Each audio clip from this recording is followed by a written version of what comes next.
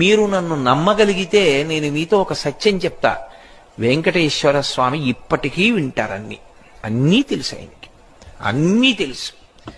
ఎవరిని కొండ మీదకి రానివ్వాలో తెలుసు, ఎవరిని రానివ్వకూడదో తెలుసు. ఎవరు తనకి పరమభక్తుడో తెలుసు, ఎవరు భక్తుడు కాడో తెలుసు.